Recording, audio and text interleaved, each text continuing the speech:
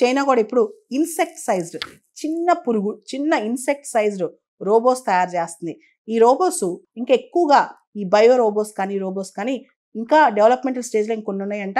ఇంకా కొత్త అడ్వాన్స్డ్ కూడా వస్తాయి అనమాట. ఇవన్నీ కూడా చాలా విచిత్రంగా బిహేవ్ చేస్తాయి. మన స్మార్ట్ ఫోన్తో వాటిని ఆపరేట్ చేసుకోవచ్చంట, లేదా ఈజీగా యూజర్ ఫ్రెండ్లీ కూడా వచ్చేస్తాయి. అంటే మన ఫోన్తో కూడా వీటిని ఆపరేట్ చేయొచ్చు అనమాట.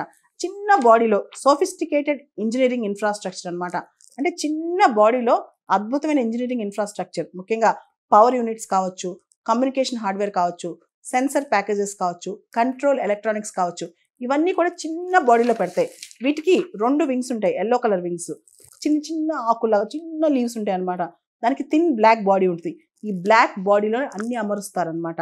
మొత్తం పవర్ సిస్టమ్స్ కానీ ఎలక్ట్రానిక్స్ కానీ ఇవన్నీ కూడా ఆ చిన్న బాడీలో అమర్చుతారనమాట. దాంతోపాటు దీనికి చిన్న చిన్న వైడ్ లెగ్స్ కూడా ఉంటాయి అనమాట. అసలు మనకి కనిపించు, పూర్తి స్థాయిలో అర్థం కావన్నమాట.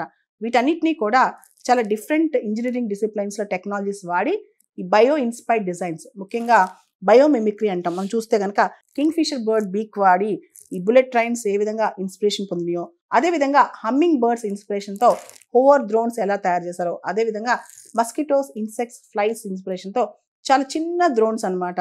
దీనివల్ల ఏంటంటే ఇంటెలిజెన్స్ కానీ, సర్వీలియన్స్, రీకనైజెన్స్ కానీ ఇవన్నీ కూడా ఈజీ అవుతాయి అనమాట.